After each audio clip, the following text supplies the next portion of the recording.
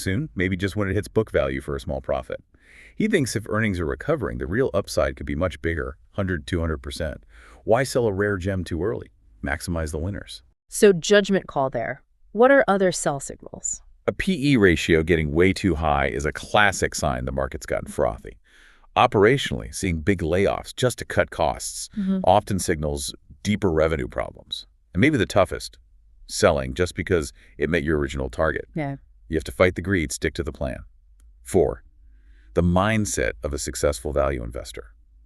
So we've talked tools, pitfalls, but value investing is really fundamentally a mindset. It starts with cultivating deep patience and a serious discipline. Like Buffett's baseball analogy, waiting for the fat pitch. Exactly. Having the discipline to just wait.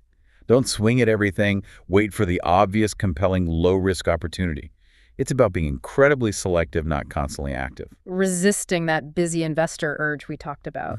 The industry wants you to trade, but value investing demands stillness. Right. Remember Emma, the teacher, keep in the journal. Rushing led to mistakes. It's about being deliberate, thoughtful. And sticking to your criteria, not compromising when something looks tempting but isn't quite right. That discipline to say no over and over again, that's huge. Waiting for the mark to serve up a real bargain, not chasing maybes. Okay, patience and discipline. What else? Skepticism and independent thought seem crucial. Absolutely. You almost need to be a natural bargain hunter type, a bit skeptical, maybe even pessimistic, to really enjoy digging for value. Richard Pizzina's advice. Forget efficient markets, read Graham, challenge the standard thinking. Yes. Think for yourself. Do your own homework.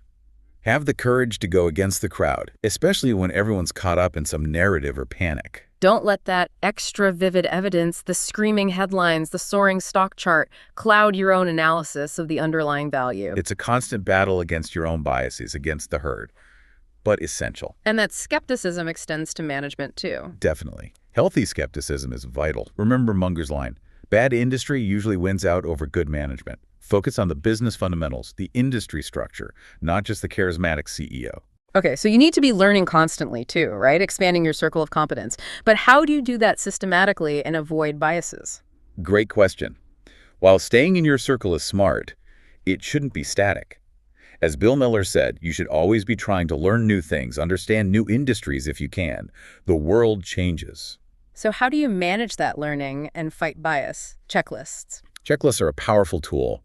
Both Pabre and Guy Spire use extensive ones. Spire's has like 70 items. Wow, what's the point? To stop repeating mistakes. To force a systematic, unemotional review of every opportunity. It redirects your attention, makes sure you cover all the bases, challenges your assumptions. It's a way to impose rationality. Interesting.